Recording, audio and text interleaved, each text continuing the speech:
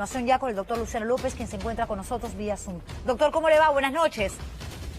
Buenas noches, Juliana. Gracias por la invitación. A usted. A ver, ya el tema de la Asamblea Constituyente es un asunto del que se habla y ya se ha convertido prácticamente en un tema bastante repetitivo, ahora que estamos a pocos días de que el Jurado Nacional de Elecciones, según ha trascendido, proclame a el candidato de Perú Libre. Pero ¿qué es lo que realmente se tiene que hacer para tener una asamblea constituyente y para que esta asamblea se encargue de redactar, crear una nueva constitución? Porque hay un grupo, como el de Bermejo, que dice a través de un referéndum que el pueblo decida. Luego se habla de la posibilidad de que sea el Congreso a pedido del Ejecutivo, sería, por supuesto, por medio de Pedro Castillo, si llega a Palacio, que es lo más seguro, y así se debate, se consiguen los votos que se requieren y se convierte esto en una realidad para que la asamblea sea pues nombrada, se elijan a los miembros. Pero ¿qué es realmente, cuál es la vía correcta, tomando en cuenta que lo que se tiene que respetar, aunque no les guste la Constitución vigente de 1993, es esa Constitución, la ley de leyes? A ver, mira, yo voy a tratar de ponerlo lo más neutral posible, como corresponde, y para poderlo hacer me voy a basar en fuentes, porque creo que es la manera más práctica de poder sustentar cualquier argumento. A ver, sobre este tema, Juliana, ya se ha hablado hace mucho tiempo. Sí.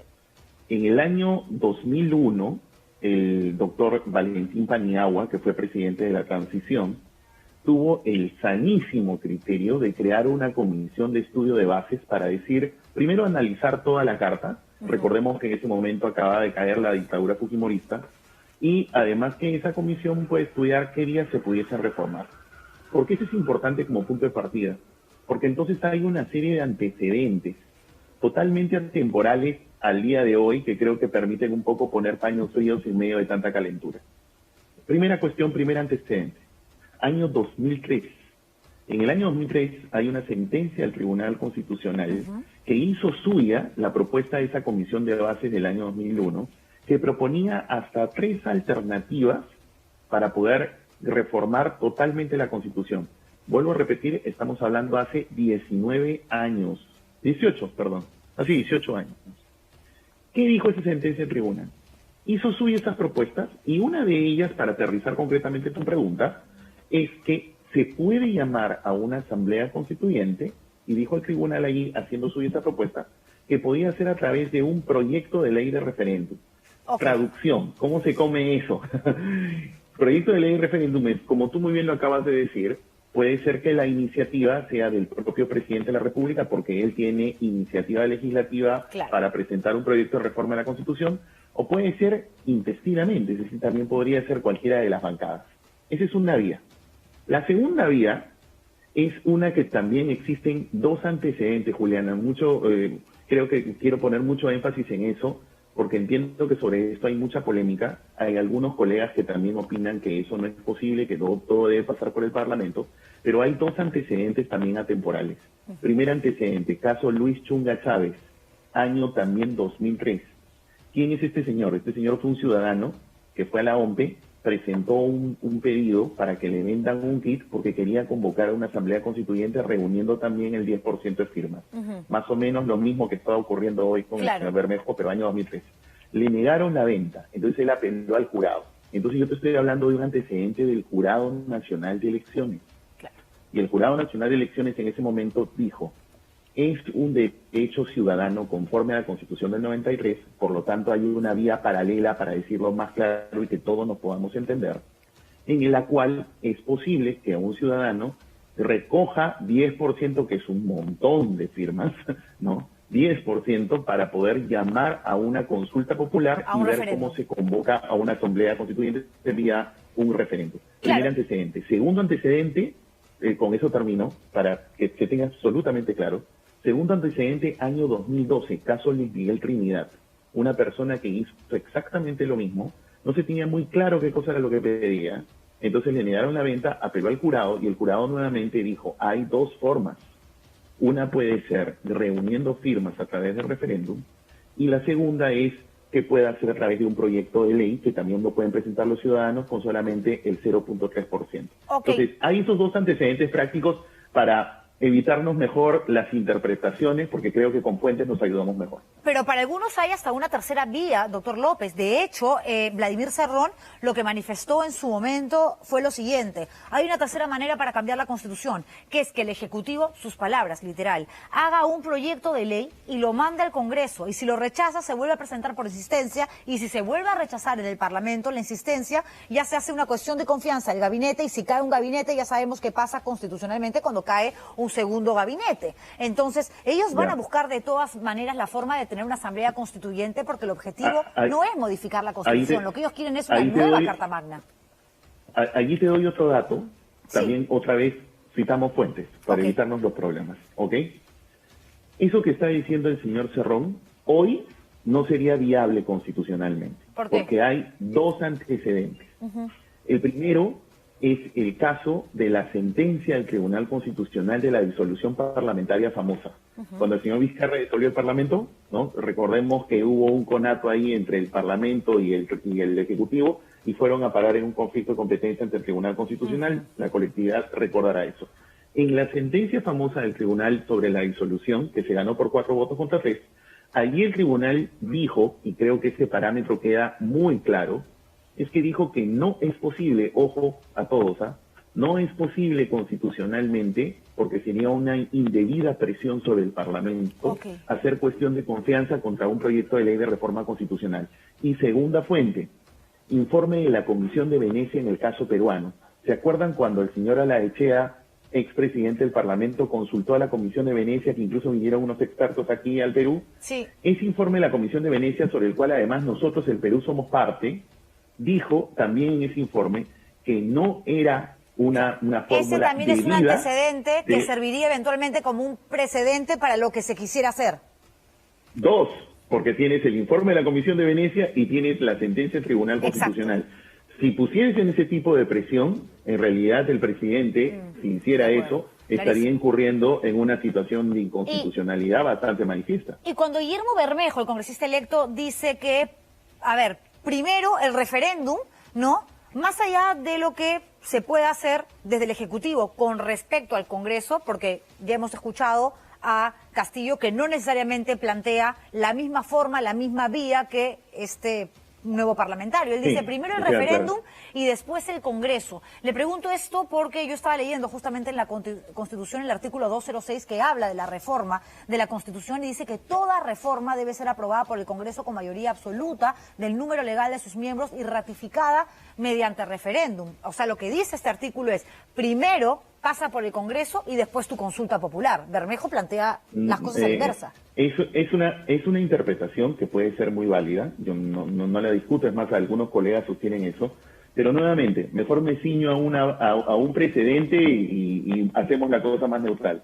El famoso fallo del año 2003, ¿saben lo que dice ese fallo del año 2003?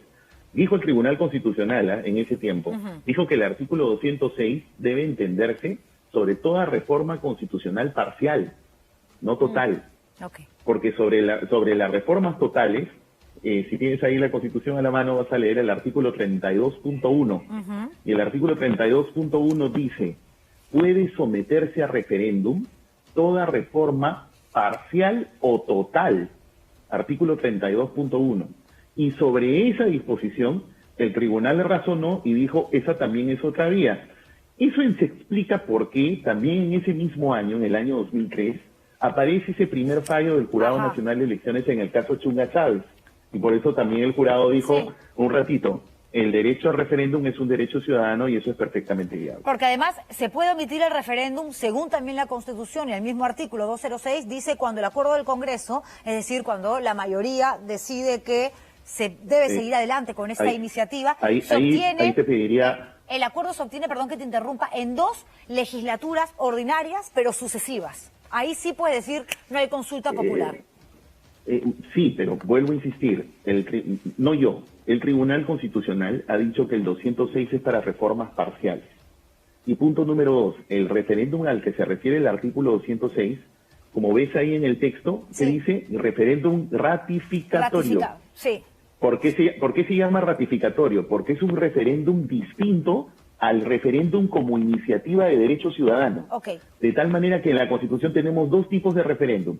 el referéndum como iniciativa ciudadana y tenemos el referéndum como parte del proceso legislativo de reforma. Por eso ya habla de ratificatorio. Claro, está claro. Pero, entonces son Luciano, dos tipos. Entonces, a ver, si sería de hecho mucho más fácil hacer cambios, modificaciones, de pronto restar algunos artículos, modernizar la Constitución del 93, ¿por qué insistir en una nueva Constitución cuando requiere, además de todos estos pasos, de todo este trámite, que no solamente va a ser un desgaste para el Parlamento, sino también para el Ejecutivo y para la propia ciudadanía, porque tenemos ahora mismo situaciones que deberían de ser prioritarias, como seguir enfrentando pues a esta pandemia? Y le pregunto esto porque el temor cuando se habla de una nueva constitución es que pueda eventualmente suceder lo que pasó acá cerca, en Venezuela o en Bolivia, donde las situaciones que vulneraron derechos importantísimos, primarios de los seres humanos, tuvieron como punto de arranque justamente la redacción, la creación de una nueva constitución. Ese es un análisis más de conveniencia política. Yo tengo un libro del año 2019 que creo que me permite, en el año 2019 yo no me imaginaba una situación como esta.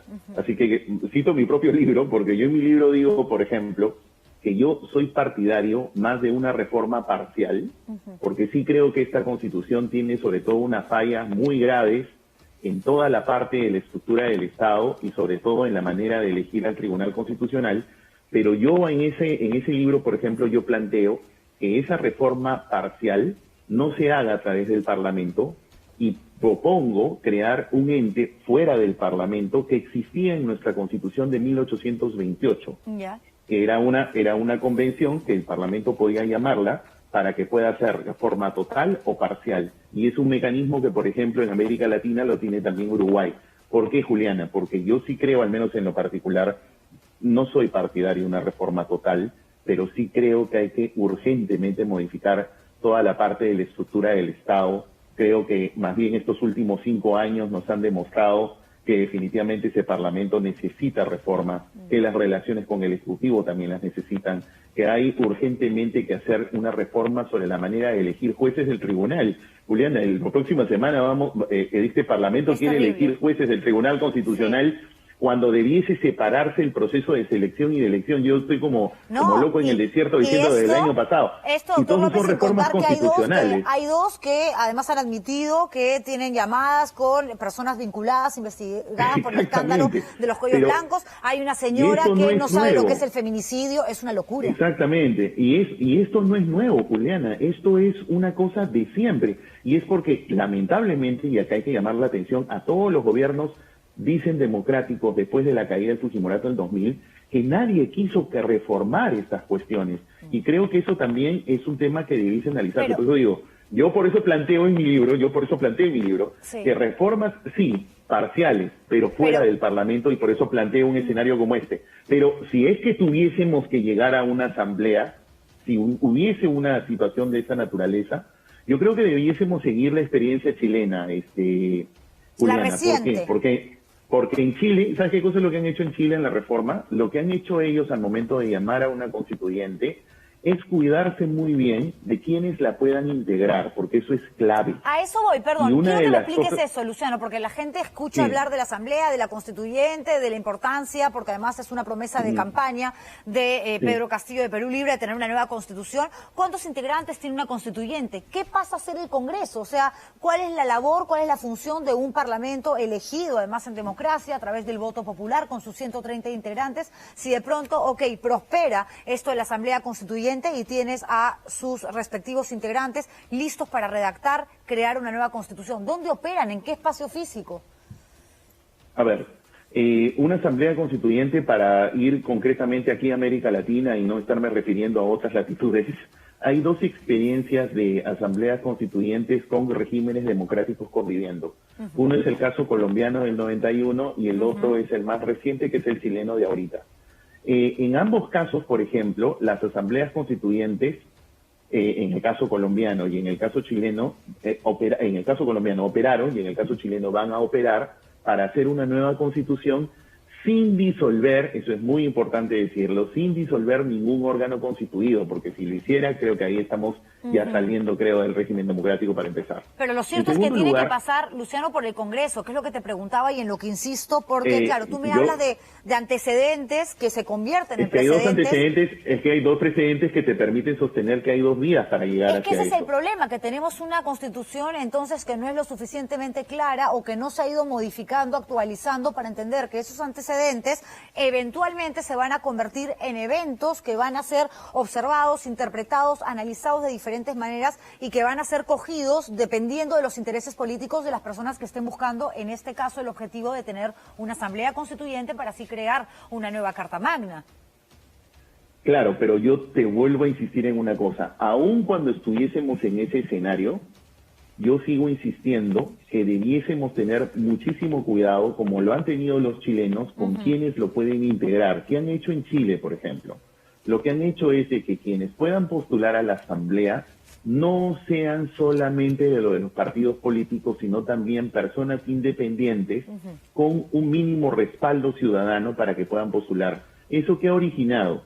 Que en las elecciones para elegir asambleístas ha ganado el 70% de independientes. ¿Eso qué te permite? Justamente poner coto a situaciones como ocurrieron en Bolivia, como ocurrieron en Venezuela, ¿no? De que entonces puedan copar, o como ocurrió en el Perú, para no ir mucho, en el caso del CCE del 93, recordemos que hubo una mayoría oficialista fujimorista, y eso fue lo que generó que, si bien la Constitución, mucho se habla del capítulo económico, y yo estoy de acuerdo en el sentido de que el Estado es pésimo empresario, y que no hay que permitir en lo particular que el Estado pueda ser empresario otra vez, pero sí creo que hay otras cosas que están muy mal diseñadas y creo que las hemos visto en los últimos 5 años y que requieren definitivamente reformas. Vuelvo a insistir que yo en lo particular no soy partidario de una reforma total, creo que soy partidario de una parcial fuera del Parlamento con un modelo como el que he propuesto, pero si tuviésemos que ir a una constituyente, una asamblea, creo que hay que ponerle muchísima atención a cuál podría ser el mecanismo para elegir representantes. Y creo que allí no hay que hacer mucha ciencia, habría que seguir la fórmula chilena de permitir ingresos independientes, porque de lo contrario nos van a copar la asamblea y tendríamos un congreso, o sea, un clon de congreso haciendo una constitución porque no tenemos reforma de partidos. Que sería terrible, y eso sería totalmente dramático y terrible. Por eso es que creo, mira lo que han hecho los chilenos, por eso pensaron muy bien con la presión ciudadana y permitieron de que puedan postular independientes y miembros de partidos políticos. ¿Cuál fue el resultado? 70% independientes, 30% políticos, y de esa manera al menos van un tanto más equilibrados.